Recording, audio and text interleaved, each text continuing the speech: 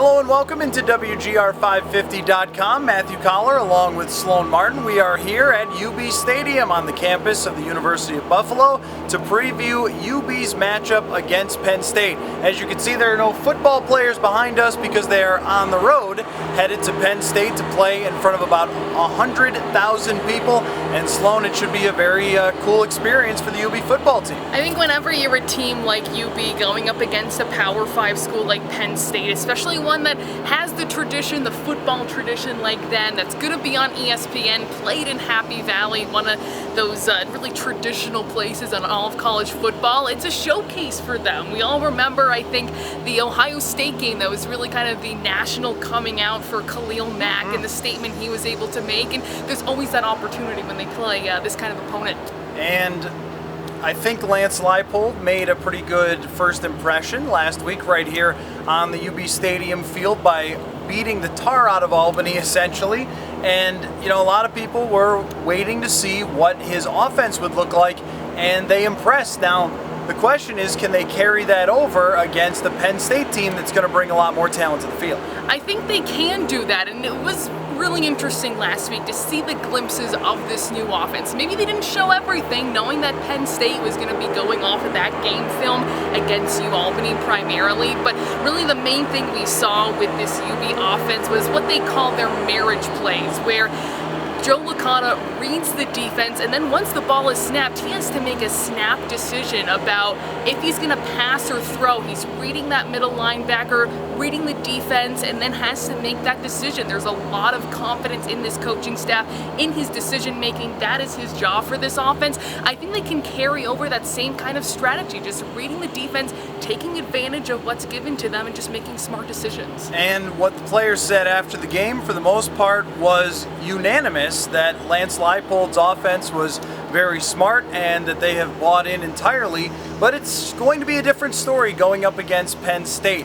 It's a team that's coming off a really tough loss where, I mean, you've got to think that heads could roll if they end up losing to UB, so they're going to be really prepared going in against the Bulls. And that's one of the things that could work against UB, is that Penn State is in must-win mode. They cannot go 0-2 against Temple. That was a 17-point loss. And then UB at home. It's their home opener as well. I think that's a lot of momentum on their side to really take care of business against UB if they're not really careful about what happens on the field.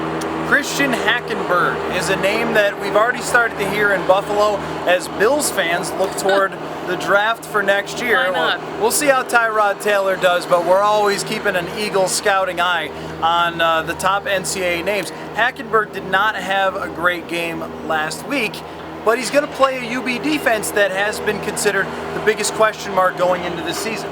Now, Hackenberg, he was sacked 10 times by Temple, and that's not going to give you a whole lot of opportunities to really do what you're capable of, so that might be a different story this week. I think the offense, rather the defensive line, and this was something that cornerback Boise Ross really talked about in the media session earlier this week, that he's really getting on as a leader in the defense, getting on the defensive line, saying you have to go after this quarterback. Obviously, Temple was able to do that, and they were only able to put up 10 points, and they were really stymied offensively, and UB kind of wants to replicate that.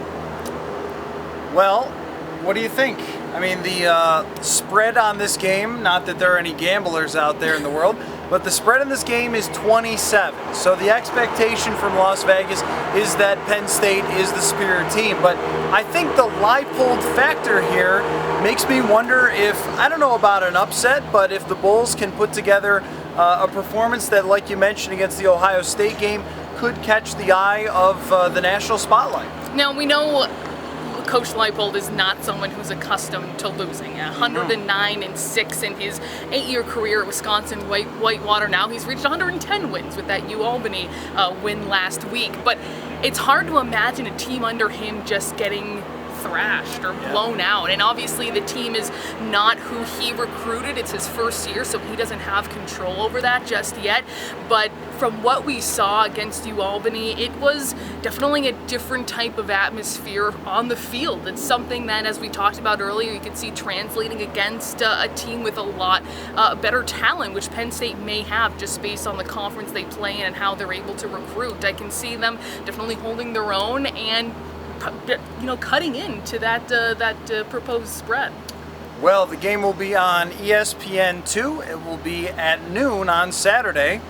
And we will see how it goes for the Bulls if they can pull off an upset potentially against Penn State. From very sunny UB Stadium here, Sloane Martin, Matthew Coller. Follow her reports at WGR550.com. We'll catch you next time.